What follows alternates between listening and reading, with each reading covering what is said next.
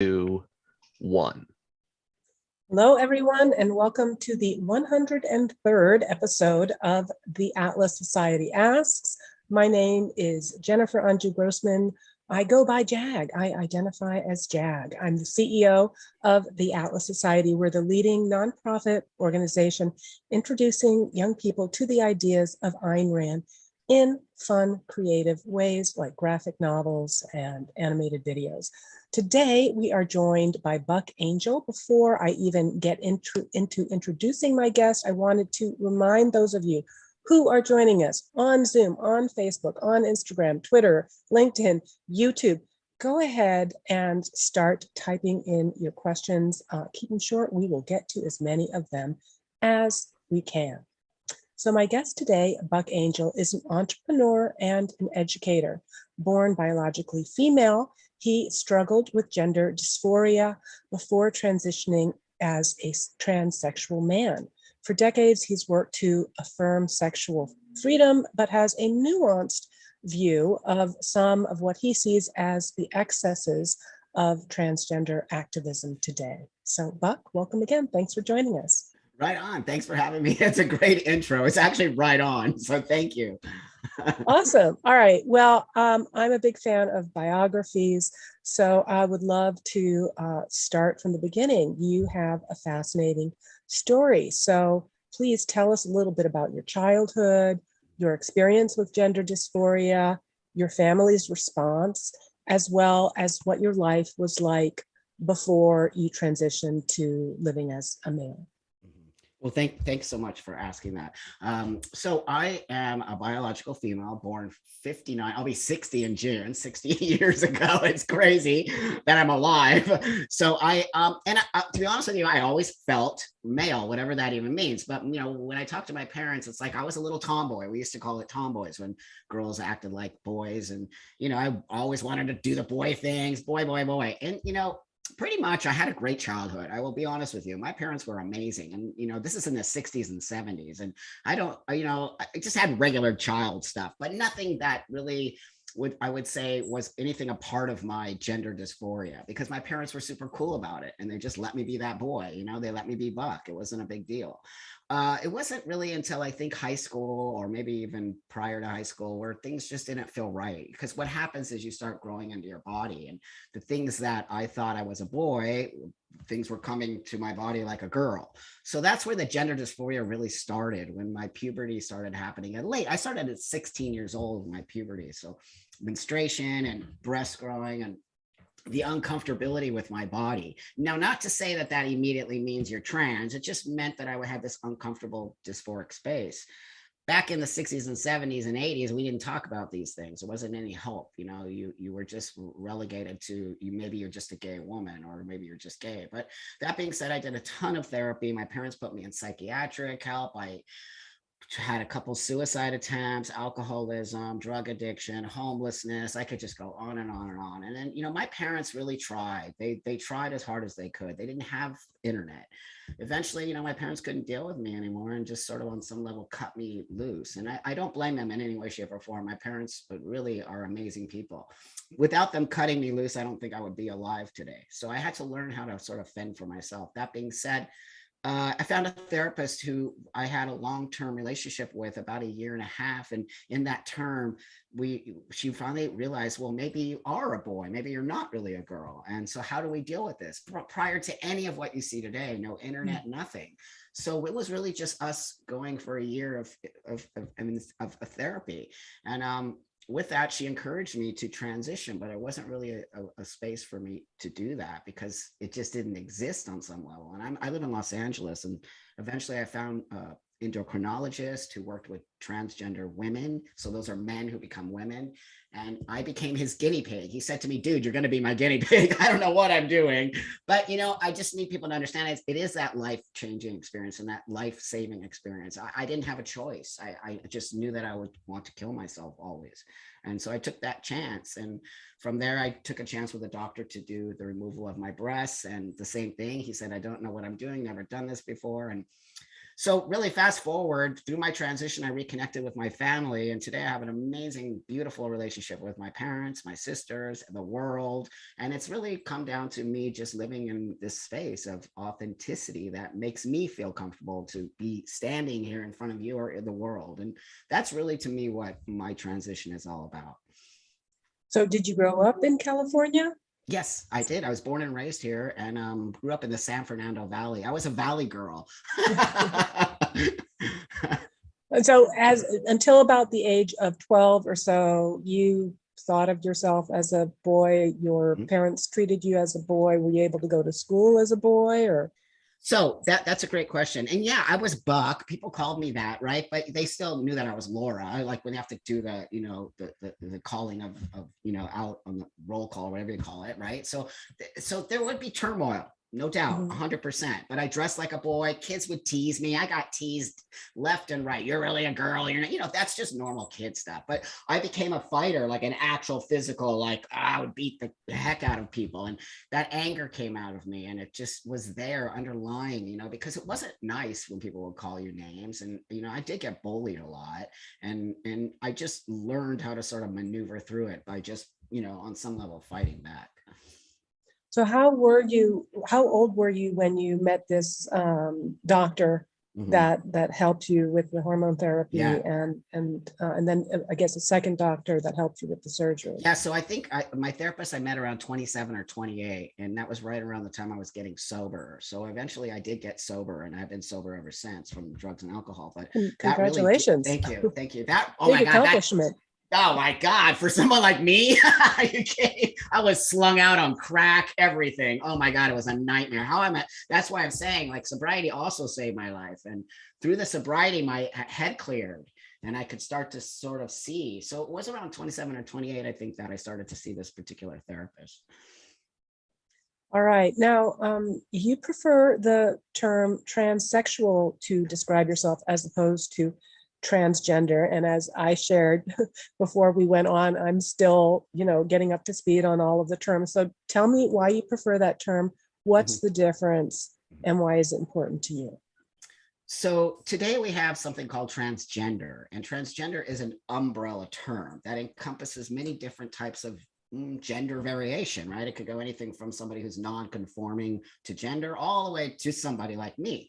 But what I saw within this new sort of way of being was that I wasn't represented under that umbrella. And they actually took out the term transsexual and started saying that it's derogatory, it's antiquated. I'm like, hello, I'm actually here. So on some level, it didn't reflect, transgender did not reflect me. And I saw a problem in the umbrella. And I think umbrellas can create a very bad problem because then all of these identities are they're being named this, but they're all these things. And I'm like, that's going to cause a lot of problems. And I don't feel represented. So for me, transsexual really represents somebody who has been diagnosed with gender dysphoria, which is me, who has gone through a system to be diagnosed, who understands that they have a disorder. I have an actual disorder called gender dysphoria, and I do not deny any of that. I believe I have a mental health problem that needs to be fixed on some level through medical transition. And that is a transsexual right on the spot, somebody who wants to go from living as a man to living as a woman. Very binary, very much we want to present to the world. Sorry? Interesting. So, binary is now become kind of a buzzword and one that is used pejoratively, but you are saying, no, it's binary. I'm a guy. That's right. 100%. I won't play into that. That's what I'm saying. So they're like trying to get rid of the binary, where I'm trying to be a part of the binary, like the world. The world is 99.9% binary on some level. So for me, it does not represent me, and I cannot align with something that is literally a completely different space, yet we're all called the same. You see how that is it's gonna cause problems, which it already is. So I really reclaimed the word, as not only me, tons of people have reclaimed the word transsexual, because we don't feel represented. And mine's real basic. I have gender dysphoria, I have a disorder, I fix it through medication and surgery, and then I walk the world as a man. I don't walk the world as a trans person. I walk the world specifically in that binary space. Interesting. Okay, so one other thing I thought was fascinating fascinating, at least in my reading of Abigail Schreier's book and Kara Dansky's book, and doing a little bit of research on it. It seems that, and you're an exception to this, that gender dysphoria used to be a phenomenon that manifested predominantly, but not exclusively, among young boys. Right. More recently, however, it's almost flip-flopped the other way, that there's been a dramatic rise in young girls and adolescents who decide that they are transgender and embark on regimens of hormones and surgeries, as you eventually did, but they're starting earlier and earlier. So a couple questions. I want to talk about what you might attribute this trend to, but also playing the devil's advocate, it wasn't possible because of the time in which you were born and grew up. Would it not have been more helpful for you to have access to the surgeries or to the medications at an earlier age? Yeah, that's an excellent question, and a question that I do think about in my own space. But what I'll say is this: the majority of people like me grew out of it. So here's what I'm going to tell you. In my age and my time, you don't think there were other girls like me? There were tons of them, and we called them tomboys, right? And of course, all my friends during that time were just like me. We're all girls who were very masculine and played football, and you know what I mean? I would pretty much tell you 90% of those girls, if not all, besides myself, grew out of it and became women and moved on through the world, whatever their sexuality is, but their gender, they stayed female, they like being females, they have families, they have kids. This is the argument on some level that I tried to put out there. And I talked to my parents about it. I said, would you have given me medication if that? And they said, no, we would have never done that because we thought maybe you would grow out of it. And I didn't grow out of it. I always say I grew into it, but I'm very rare. This is what we need to understand. Transsexualism is rare. It is not what we're seeing. And so that being said, yeah, some of these kids are 100% trans kids, but I would say that a lot more are not. And how can I say that? I can say that because I have a watchful eye as an elder in this community, and I watch to see there are a massive amount of these young people, what we call now detransitioning. And if we're not discussing that, then we don't care about this community, because why would somebody detransition? You know, why would somebody like myself get into a space that saved my life and all of a sudden go, oops, I made the wrong choice? Well, how did you make the wrong choice? I never thought that I made the wrong choice because I went through a system of mental health care, doctors slow down. Now they're just the minute a kid says I'm a boy or a girl, they're immediately medicalizing them. So I don't necessarily think that's the proper way to go. And I don't necessarily think it alleviates the problem. I think on some level, if we're not taking it through a system and we're not having mental health care attached to it, how do we even know that this child, 10-year-old child, needs to be taking some kind of medication to stop the puberty? I don't think we have enough research on it.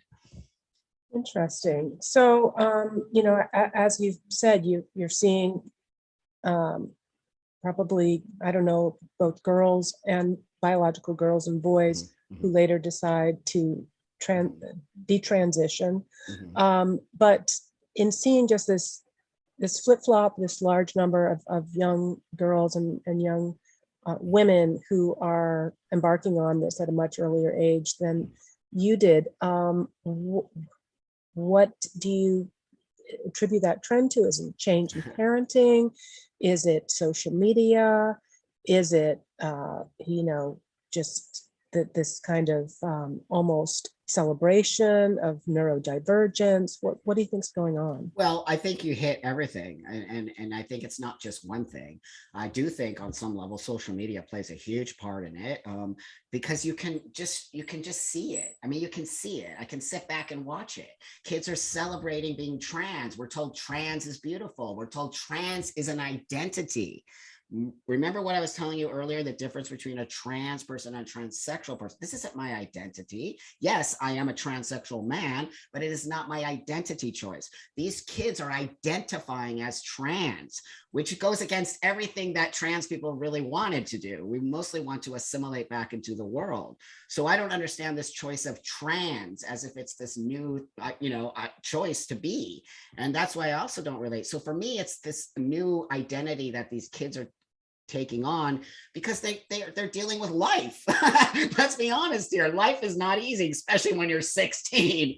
And girls, especially girls going through puberty, hating your body, like all that nonsense. So then when you see other kids like you on the internet going, well, I just had top surgery and I'm the happiest person in the world and I'm 16, not even really processing what that actually means. So I do think on some level, kids are being, for lack of a better word, indoctrinated and being told that if you do this, your whole life is going to be amazing. And clearly that's not true, because we would not have the massive amount of youngsters saying, whoops, I made the wrong choice.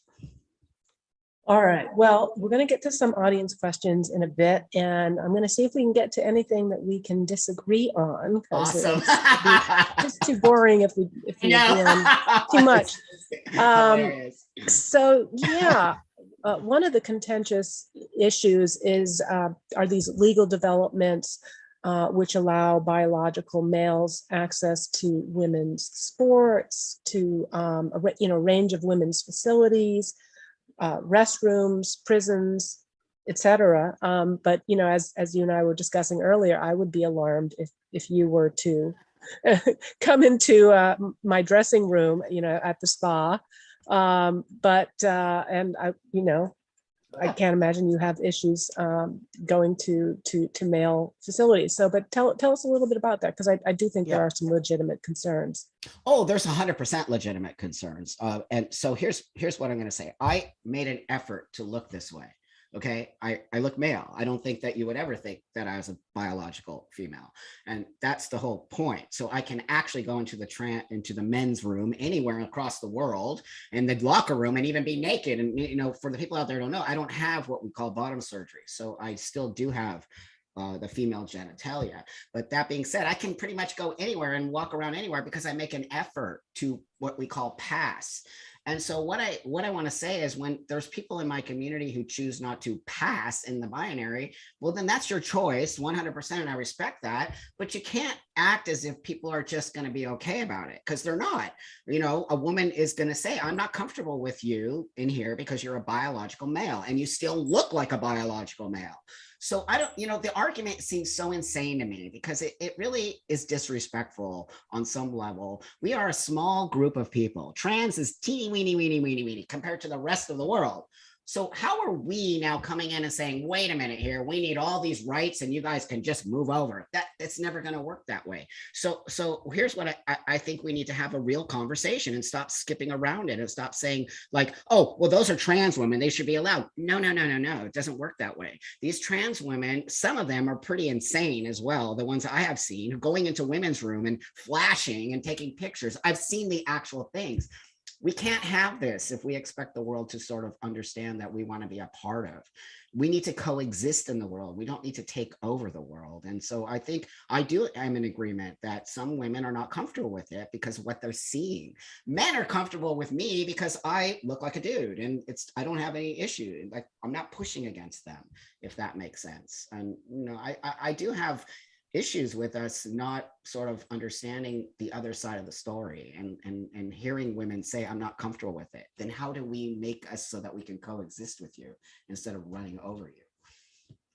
All right, I want to remind our audience that we are going to be taking questions for Buck Angel. So go ahead, type them in. We're going to get to as many of them as we can. Of course, I have many other questions myself. And one of which I wanted to, again, get back to your personal experience. I think one of the other areas of concern with the activism is kind of degradation of public discourse, in which disagreement with the transgender ideology is not permitted. What has been your experience of that? What kind of pushback have you gotten for your views, and have your views evolved over time? Well, it's a great the evolving of my understanding of things. Most definitely, I'm a guy who really believes in having conversation. I would not be here. I wouldn't be on a lot of the other places I go. I'm totally willing to change my views, and my views have changed. You know, for a while there, I was all about trans people transitioning and bringing. I was even okay with kids taking puberty blockers for a while early on. It wasn't until I started being told, "Wait a minute, dude, you should investigate this," and then I was like, "Okay, right." So my views are a lot different than the majority of the views of the trans. Well, I want to say this, the majority of the voices that are being heard. There are many people like me in the community who feel like I do, but they're being silenced. I get silenced on some level. I'm being called a TERF and a transphobe. And, you know, I'm transsexual. I have internalized transphobia. Those kind of things they shut the conversation down. That says to me, they don't have anything. They don't have anything to fight back with me or to have a conversation or a dialogue. When you just shut down and you gaslight, it means you don't have anything. And it means that you are lying, which I believe a lot of the stuff that's coming out of the trans community is lies and deceitful. And we're not being honest with the world. So I do get pushback from the community, but I don't care. I'm a trans person too, and I get to have my own say so. And just because the majority doesn't agree with me doesn't mean that I'm right or wrong. It just means I have a different way of being. Maybe a budding objectivist. Who knows? All right. on that score, I've got some questions here. Maria Whitkin on Instagram says, "I love Buck's humor and outlook," and she wants to know, how do you keep such positivity? That's a great question, my friend, because if you knew how much I get, it's ridiculous. That's how I do it, because I know what I'm saying is real and I have integrity. I really do feel that about myself, and that, you know, you could come at me all you want, but I know that what I'm saying is real. So, and also I believe like life is short. I'm almost 60. I can't be angry and mean at the world. I was angry and mean prior to my transition. I'm the happiest tranny in the world now because I really appreciate what I've been given by the universe. I really do appreciate my transition. I do not take it for granted. So when I see youngsters all angry and mean at the world, I'm thinking, what? You're getting the most amazing life-changing opportunity. Why y'all so mad? What's to be mad about? So I'm not mad because I literally changed my life and my life has been magical. Yeah, you know, you often hear the term pride get bandied about, but hearing about what you went through, what you overcame and how you struggled, to me, that does seem, I mean, worthy of pride, because it's an accomplishment as opposed to being proud of just the way one is born, you know, over which one has no control. That's right. So, okay. From Facebook, Anush Harvin asks, "Why does it seem like schools are very quick to affirm or even encourage young kids to come out as trans? Or is it not as common as we hear?" I mean, that's a good point too. I mean, because it's sort of inflammatory, and it's possible that some, you know, some on the right are exaggerating this out of proportion. Yep, I'm going to say I agree on both of that, because you know how easy it is to explode something and say, "Oh my God, the Martians are coming!" Like, look, there comes this, you know, could easily do that. You get people all riled up. So most definitely, I think it's more than what is actually happening, but it is happening. 100% it is happening. I live in California, and it is happening here, I think, in a lot of places, and I don't particularly care for it. I find it to be sort of states' rights on some level. I'm going to put my kid in school and you're going to teach them what you want, not what I know about. Nah, ain't happening. So I believe I'm a parent of a 9-year-old. And that being said, so I'm not just talking about nonsense. I know exactly what's happening in my child's school. I know I'm very connected, which most parents want that. So I do think that those things are happening on some level. And I do think they're trying to teach kids about gender identity, which why are you doing that? Especially K through 3rd. Like, really, these kids already are like just trying to deal with stuff. You can't mix them up. And so, yeah, no, I think it's a little bit overblown, but I do think it's happening. And I do think we should keep our eye on it. I don't think we should just shut it off like, oh, nah, it's only a few of them, because it's not just a few. It is happening. All right. Karina Cummings on Facebook asks, "Thoughts on the neo-pronouns craze, like Z and Xer and such? Is that something that it's like, hey, you know, you can have whatever pronouns you want, or is it just really kind of a breakdown of language and things that we've understand to signify concepts. We've been doing that forever. I can tell you back in the day, 30 years ago, we called ourselves Z and Zay, just so you know, it's not new in the LGBTQ community. What's new is this compelled speech space where now we have to tell our pronouns, and I just made a big post about it because I always go against the grain in the community. I'm willing to have the controversial conversation. So I don't believe that we should, and whatever those kids want to do, go for it, kiddo. Call yourself Zemzazy, right on. But when somebody doesn't call you it, you can't become a crybaby because it's actually not real and people don't understand it. If you're willing to educate the world on it with love and not with hate, then maybe you can change the way people will think about it. But you cannot come into a space and expect everyone to start calling you these things because it's what you think you are. So, again, I don't care what these people do. They can call themselves whatever they want, but don't expect me to put my pronouns down next to my name because I made a huge effort to look like a man. And when you ask me my pronouns, it's actually disrespectful to a person like me. Interesting. So, but for the uninitiated, what is Z and Z? Honestly, my friend, I don't know. It's they come up with it's every day. It's a new pronoun every day. And they change their own pronouns by monthly. You know what I mean? And I just think pronoun as accessory. That's right. So I'm like, well, how do you expect somebody to take you seriously when Tuesday your pronoun was he and they, and then Friday your pronoun is she and them? Like, what are you talking about? Like, people are not gonna be on board with that. You got to be real here. That's why people are listening to me and why people respect me, even though they don't respect my choice of transitioning. They say, look, I don't believe what you're doing is right, but I actually respect you because you're being honest about it. And those kids aren't being honest about something's going on that's deeper than trans as far as I'm concerned. Well, let's get into that a little bit. I respect your choice to transition. I don't understand why people wouldn't. Is it a religious thing or? Yep. Okay. Yep. It's mostly far right Christian people. But here's the deal. I'm going to be honest. It doesn't bother me if people don't accept me. It just doesn't bother me because I get it. I don't necessarily accept how they worship, and that's okay. It doesn't mean I hate them. This is what I'm trying to tell the world. Look, we got to build bridges because people only hate because they don't understand. It doesn't mean that they have to be at my house with my parties. It doesn't mean that in any way, shape, or form. All it means is that you got to see what I did to save my life, because this is a life-saving space that I'm in. It's not, I didn't just willy-nilly choose it because I want to be trans. It literally saved my life. And that's what I want the world to see. Like, it doesn't matter if you agree with me and you think I'm an abomination with God. My God actually thinks I'm a badass and it actually really helped me get to this space. So I think there's this issue with religion out there that also stops conversation, and that's dangerous. Not having conversation is very dangerous, I think. Yeah, no, I agree. I think it's happening, unfortunately, now with the abortion debate.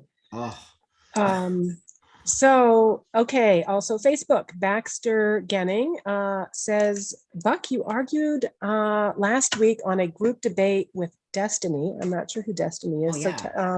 Tell me a bit about that debate. But anyway, Baxter's asking, you guys were arguing about puberty blockers shouldn't be given to kids. And do you know if there's data on the damage that puberty blockers are doing? Yes. So thanks for that question. So I was on a podcast called Transsexual Culture, and it mostly talked about how come the trans community has become so toxic on some level, and that you can't have conversation. And the minute you say something against it, you get canceled. So that's why it's called Transsexual Culture. So there was it was all great because it was all different kinds of people, like, conservative to really liberal to in between. It was excellent, and I really dig those kind of. All right, we'll put the link in the excellent. In the thread so that you guys can check it out. Yeah, thank you. So one of the guys' name is Destiny, and he's much more of a liberal space, and he's all for giving kids. He's not trans. He's just a regular guy, and he's very liberal, and he thinks giving puberty blockers to kids is okay. And I said, no, you're wrong, my friend. You're actually wrong. I'm very passionate about it. I get a little bit heated when I talk about it because we're messing with kids. Like, hello, people, wake up. We are actually messing with children's systems. We're not changing their clothes. We're not coloring their hair. We're not painting their fingernails. We're literally giving them a medication that we don't even understand what the long-term effects are. So how can we do that? So he argued with me that there is research on this that shows that it is positive. And I said, but wait a minute here, my friend, I have research that shows that it's not. And this is the problem, right? Because you can go find research right now. If we're arguing about a thing, you could probably go find research that backs what you say. And I could probably go find research that backs what I say. That's a real thing. But what I have is actual documentation from 2 countries, Finland and Sweden, where they have been doing these types of, I don't even want to call it, it's kind of an experiment with young people for 20 to 30 years. They've been giving them hormone blockers. They had like a group of 30. They watched them grow from children on puberty blockers all the way up. And eventually they decided that they realized that it isn't a positive thing to give the puberty blockers after this many years. So I said, but my friend, there are 2 countries here are literally stopping puberty blockers. We have long-term research and are saying we're not prepared to do this anymore. Yet America has no long-term research, and we're going to give kids hormone blockers. So I got a little bit heated in it because he kept saying, no, it's good. And I said, well, whose kids are we going to experiment on? Not my kid. Are you going to experiment on your kid? He goes, well, that's the only way you can make this happen. And I said, but nobody's going to be willing to use their kids as experiments. And then on top of that, I have a lot of research from women who were given Lupron. That's the name of the drug, Lupron, which is not for what they're giving it for. It's off use, right? Off label use. And these women have suffered years of horrible, horrible side effects. They're like, are you kidding me? We're giving this to children. So, I have actual information from women, hundreds of women telling me, oh my God, this stuff is the devil. We cannot give this to children. And so me and him just kind of got into a heated debate. I mean, we walked away fine, but there's part of me that gets very upset with these allies who just push this narrative without really doing the proper research and only doing the research from the stuff they're given. Well, I think it just really goes back to the point that you're making about the rarity of true gender dysphoria, that, you had other young girls around That's you right. as a child, and they were tomboys, and, Yep. but they all grew out of it, except for right. you, right? Yeah. And that Yeah. you were, miserable. And you also didn't have any, of the social contagion that we That's see right. happening That's right right. now. You were all out there on your own. I was, even during my transition. When I transitioned, there was no internet. Oh my gosh, all my friends, which were gay women, literally abandoned me, called me a traitor, called me, that's disgusting. What is that nonsense? Like, I actually did it all by myself. And not to say like, oh, you got to praise me for that. No, it was life or death. I was determined to become this man. And so today you have, a group of kids doing these things and all being uplifted by their friends. And then if you read some of the stories of the detrans, they're like, I fell into a space where my friends kept pushing me to do this. They say that. They say they didn't have a chance to even think about it because their friends kept going, you're trans. And they just kind of fell into that space. All right, back to Instagram. Hunter's Sloggings asks about mental health. Is mental health in young people a new issue, or is this longstanding and it's now being taken advantage of? I mean, what, especially in the past couple of years, we've seen a rise in self-harming, depression, some suicide rates. Yep. So I have my theories, especially in the past couple of years. But yeah. What are your thoughts on mental health? It's horrible. We don't, in our community, the trans community, they don't really push mental health care. They call it gatekeeping. And it just disgusts me beyond belief. I wouldn't be here if it wasn't for therapy. This is how I got here. And so I call it safekeeping. I literally turned it around. I'm like, wait a minute here. This is safekeeping. If you don't start with your brain and you start with your cosmetic, you're in big trouble. Because once you do this and then your brain says, but wait a minute, I made a mistake. How am I going to change this? Look at me. If you saw pictures of me before, you wouldn't even believe it. So this is irreversible. And this idea that it's reversible, they keep putting it out there. Nothing's reversible when you start doing medical transitioning. When you remove your breasts, it's not reversible. You're going to have to go put fake ones on. And great, that's going to be horrible for you, because what if you want to have babies? And what if you know, all of these other things that are lying under there that we're not having the discussion about. And I really believe in mental health care. And I see a huge amount of mental health care out there not being addressed. And when I start looking at TikTok, don't ever go on TikTok. It'll actually blow your mind. I'm like, that's all right there. That's the mental health, but they are encouraging. I believe these kids are encouraging each other, right? To sort of become this way. And it's disturbing to watch. How are they being lured into more mental health problems? Are they being lured into saying they have that new one, DID, which is dissociative identity disorder? That's huge on TikTok. So, I mean, I don't know if we've always had this mental health at this level, or has it gotten worse? I mean, for me, because I can actually see it now on these platforms, I see worse, but who knows, was it already here? The problem I see is that we're not promoting proper mental health care. We're promoting affirmative therapy. And affirmative therapy is not therapy. It's basically saying, oh yeah, you're right. You're a kangaroo. Cool. Right on. What do you need? Like, that's not therapy. That's affirmation, which is different. Yeah, I mean, I've kind of seen this as part of really a whole postmodern push of promoting victimhood as an identity, that it gives you a kind of moral superiority. If you can find a way to show that you are a victim or oppressed or marginalized, then you have a kind of a moral hegemony to be able to say people can't criticize you, and yet you're free to criticize others. And I understand to an extent, to the degree that the whole neurodiversity project, that we don't want to unduly stigmatize, you know, and say, oh, you have gender dysphoria, you know, that's terrible, you should be ashamed. But then to go to the opposite extreme and say, you have gender dysphoria and we're not going to call it a disorder, we're just going to call it gender dysphoria, and this makes you special. No, this like this was something that I was born with, and I'm what makes me special is that I'm rationally thinking through ways to deal with it. That's right. No, you actually just said it. That's exactly right. So it's like you're getting brownie points. You're getting rewarded for being different. You know, I'm telling you, I grew up with gender dysphoria. I didn't have problems. People didn't say, "Ew, you're a fucking weirdo," or "Get out of here." They didn't. They actually didn't, because they saw my suffering and they saw that my suffering is now alleviated. And that's why I'm truly honest to the world of who and what I am, my biology, all of it, because truth creates a change. And when you're untruthful about anything in the world, the lie will come back on you. I trust you. Trust me, that's real. But if you're honest about your space, people can't argue with honesty. It's like, no, this is actually real. And that's why people disagree with me doing the transition, but they respect that I made that choice. All right, Morena on Twitter. Yeah, Twitter peeps, you guys are kind of quiet today.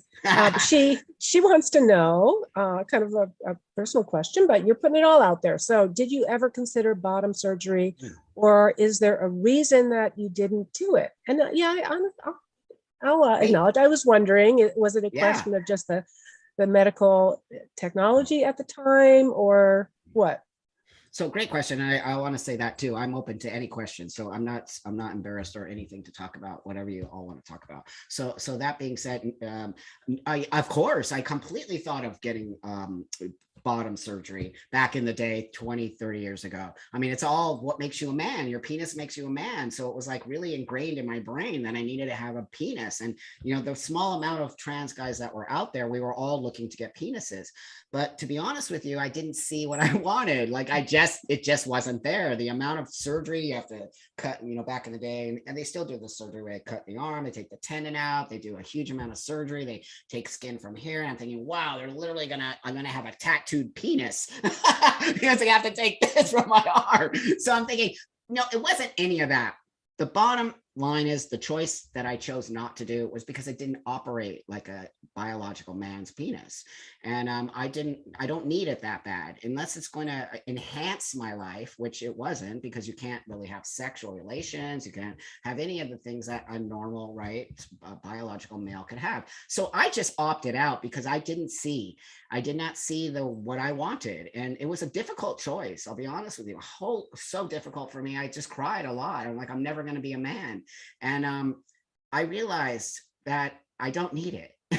And that people are totally chill about it. And I have partners, and you know what I mean? I have sex, and I have all the things that I wanted to have in the world. And it was actually, I can't even tell you, it was the best choice I ever made, ever. Really, besides doing just all this. to let it go. Well, yep. Technology is still evolving, so That's who knows right. what the future will bring. That's right. Okay, Bruce wants to know, Buck, time to write a book. It's happening right now as we speak. So thank you for saying that. I appreciate that. Yeah, it is the exact time to do it. So I guess my point is I waited a long time, but I feel like it's finally the time. You know, I'm writing it to the parents out there. My book is really going to be dedicated to parents and how and what's going on. And, you know, these are the things that happen to me, or these are the things happening with your child. The parents are lost. It makes me so sad to think about being a parent in this time. Okay. 4x4 on Instagram. Are people who transition today actually feeling dysphoria, or is it more to feel included in a group? It's probably hard to say, right? Yeah, I can't speak for those kids. No, yeah, I can't speak for those kids. But as a person who did transition and standing back, and then I keep going back to detransitioners, and I will, because they are sort of the space that I can use in a sense to show that something's wrong. Something's wrong with this equation. All these kids aren't happy. All these kids aren't transitioning and moving on in the world. All these kids are literally in the space of trans, and it's become a sort of club on some level because they're really identifying as trans and have created these rules and regulations around trans, right? And that's not trans. That's something else, because there are no rules and regulations when you transition. You're just doing it to save your life, and you're doing it to move forward. So partly I do think that. I can't 100% tell you that that's the truth, but from my own elder space in this community, I do think some kids are transitioning for the wrong reason. All right. My friend Scott is asking, about the issue of like Leah Thomas and some of the transgender women who are participating in women's sports, and whether you think that's fair.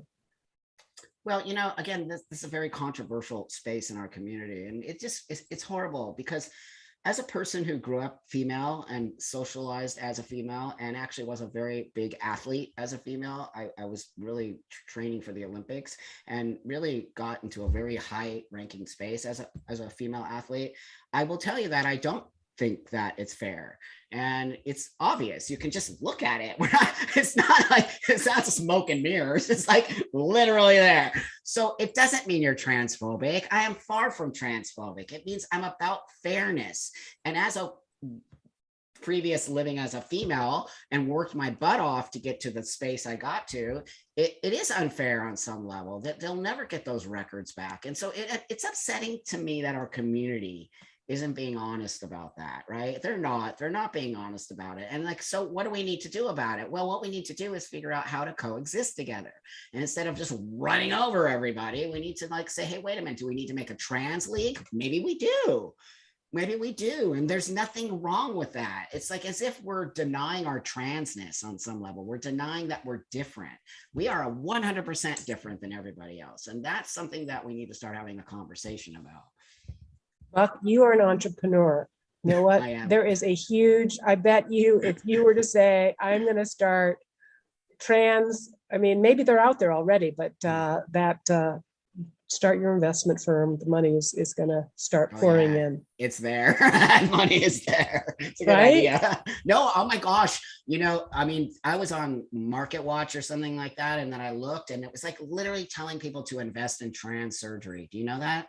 They're actually pushing people to invest in trans medicine, trans surgery as, in investments, because they do see the future of this as $1 billion business, which I actually find disturbing on some level. All right. Well, I'm going to get back to a few of my questions, but please, everybody, keep them coming. I think we've got about 15 more minutes. So let's see what I have here for you. Okay. You raised some eyebrows in the trans community by welcoming a debate and discussion with conservatives like Charlie Kirk of Turning Point. So tell us a little bit about that conversation, and what is your message to religious conservatives and others who either don't understand transsexualism or are outright hostile to it? There's always going to be hostile people. That's just reality. You can see my age now. I've become much more able to just deal with hate. Like, who cares? Like, I'll just brush it right off. But that being said, that's why I take those debates. So I took the debate with Charlie Kirk. When Turning Point reached out to me, they were very gracious. They're very gracious. They're amazing people. They were so great and loving. Treated me like a rock star. Seriously. Well, we came from different spaces, but I when you ask me to come on, I will come on, because you're actually extending a hand to me, and I love that more than anything. So me and Charlie, I'll never forget, Charlie walked out. He was so nervous. He couldn't handle it. He could not handle it. So I mean, I was right there. Whoops, I think I got this guy. So he just, he had a problem with it because he doesn't agree with what I did, which is like, that's a great conversation. If you don't agree with me, I'm so there. And it just came out so great, because I have learned to not be angry when people disagree with me most of the time. When it came to the kids thing, I got a little bit angry. But that being said, I've learned to listen. I think we've lost this sort of skill of listening. Just listen, and then you can say something. But I think people have a hard time listening because they feel as if what you're doing is telling them how to think. I'm not telling you how to think. I'm telling you how I think. So when he, came at me with morals, because he's a hardcore Christian, right, guys? So he kept putting morals on the table. And I'm like, dude, wait a minute here. Your morals are different than my morals. We have different morals. And that can't be an argument, because I come to the table in a different way of being. I just think it came out great. I have to tell you that I got so many amazing responses from far right Christian people who do not agree with my lifestyle, but said, I respect you. That's all I ever want, my friend. Just respect me. We can just go on to the world. And it became huge. That whole debate really opened lots of doors. I'm so pleased. Well, I saw that and I was like, because, as I mentioned, I had Kara Dansky on. We have some trans members, trans women that are supporters of the Atlas Society. And they were, somewhat offended with Kara Dansky's criticism. They don't agree with her. That's okay. Oh, yeah. But so I wanted to know if you are familiar with either Kara Dansky's book or with Abigail Shrier. Now they're both feminists. I think they're both kind of coming to this from the political left. Yep. Dansky is more concerned about, as a feminist, protecting women's sports, women's spaces. And again, maybe it's not as big of a concern, but I'm seeing what's happening with having to hand out condoms in women's prisons and in a women's room. Oh my God. Seems to be an issue. And I think Abigail Shrier is more concerned with the social contagion, and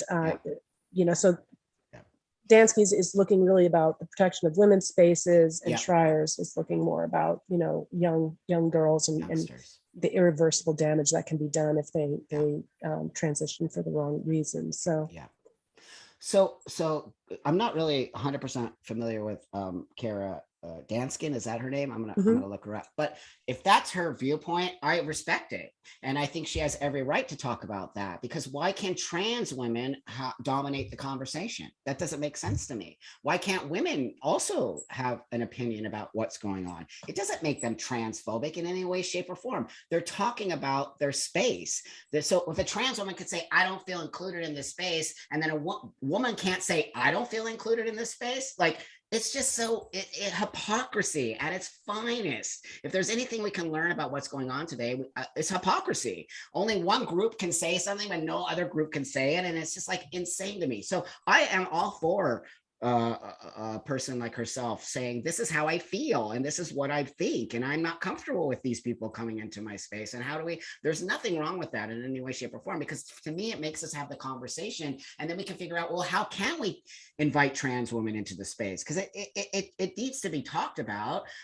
Secondly, Abigail Schreier is a very great friend of mine. We're very close, and she also interviewed me for her book. And the book is an extremely important book. It got really raked across the rails from the trans community. But I'll tell you what, it's a very important book, and what she states in there is very important, and it's something we should look at. Why is there such a 4,000% increase of young girls transitioning? That we can't just ignore that, and we can't just say, oh, it's just because now it's accessible. That's not true. That is not true. There's no way there would be that much of an upswing. Where are all the young boys? If that was the case, then how come there's not young boys in such a huge, vast upswing of transitioning? So she makes amazing points. I think the book is very important.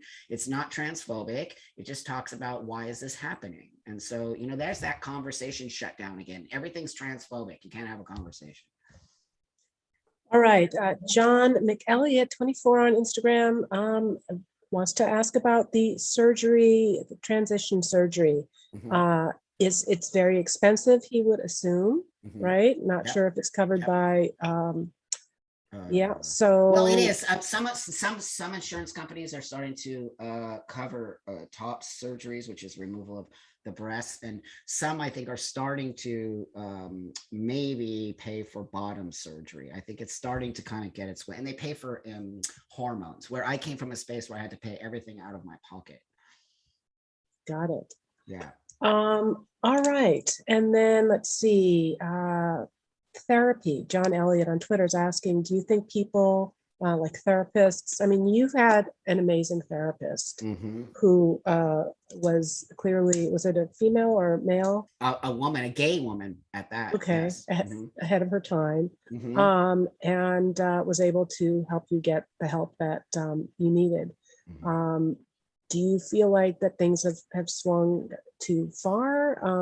Are therapists now not being critical enough? Is there sort of a proliferation of therapists who will give you the diagnosis that you want? Yep. There are therapists out there who will write a letter. Do you know some places you actually need a letter to get top surgery or start your hormones? You need a letter from your therapist showing that you went to therapy, and that there are actual therapists promoting the fact that you don't have to come and see me. I'll just write you a letter. They're promoting that like on Instagram. And I'm like, I report them. I report all of them. That is not therapy. And that is complete and totally disastrous. What are you doing as a therapist? And number two, I have a lot of therapist friends who feel so upset right now because they can't actually apply the therapy that they have been taught, because now in California, it's affirmative therapy. You're not allowed to challenge this child who comes in and says, I'm trans. You're not allowed to say, well, what does that even mean to you? You have to say, oh, okay. So now what? Right? So no, I think therapy has been messed with, and I think that there is no such thing as therapy right now. Affirmative therapy is not real. That's just saying, yeah, okay, I agree with you. How is that even therapy? It's just some other weird indoctrination. All right. On Facebook, Jenna Barton asks, what do you think was the hardest thing that you had to do to finally feel that you had come into, your body as a man? That's a really awesome question. I don't think anyone's ever really asked me that. So It's years. I don't think it's one thing. I think it's really just years of being me. And, in the beginning, it was horrible. People did actually look at me weird. And like, there was just so many weird things I had to deal with because I did it 30 years ago and people had no clue what it even meant, especially a woman to a man. We always had men to women, right? Those have always kind of been out there, but a woman to a man has been always very kind of under the table. So I think really, just moving through the world and dealing with all the nonsense and the hate has been one of the most powerful things for me to grow into a person of understanding that I don't have to put hate out in the world. And so when I actually learned how to look at myself in the mirror and my body, it just changed everything. Being naked and saying, this is me. This is what I have to deal with. This is what the world has to deal with. And it doesn't make me a bad person. And it really was mind-blowingly powerful. And so on some level, I exposed my whole being to the world. And I have been so much happier ever since on some level. And so, yeah, it's just been an amazing journey that I've had. This is a great question from Facebook. Candace Hernandez asks, is the craziness that you see in the trans community local to the United States, or is this a global phenomenon? You mentioned Sweden and Finland and making some revisions and how they were approaching this. So how much of this is just kind of an American political? Well, it's for sure started here. All of this stuff, it's Western for sure, but it is creeping into the rest of the world because I get people writing me from Spain, from, the UK. The UK is as bad as us. Just so you know, Canada's pretty bad too, but it's kind of more Western. But that being said, oh no, it's creeping over to Brazil. It's creeping everywhere. It's an ideology. I really believe it as an ideology because of the way it's being spoken about and the way it's being taught. And the way you don't need to be taught to be trans. You don't want to be trans. You are trans. So when I start hearing this terminology, I'm like, hold up. You are luring people into this. I don't want anybody. I'll be honest. I don't want anybody to be trans unless they actually are. That's an actual disorder that will save your life. I don't encourage people to be trans. I encourage people to find a space of happiness, whatever that even means to you, because trans is not the end all be all. And in fact, you might be making the wrong choice. It is not what is being fed to the youth, and it's not real what we're being told. There's a lot of lies attached to this new trans ideology. All right, well, on that, I'll end with a segue and one last question from Instagram. John asks, what do you feel about the term groomer as it's being used by some conservatives? Because when you hate it, but you're talking about luring, right? So what's the difference? Well, groomer has always been pushed onto a sexual space. I actually started my work in the sexual world, so I'm very familiar with groomer.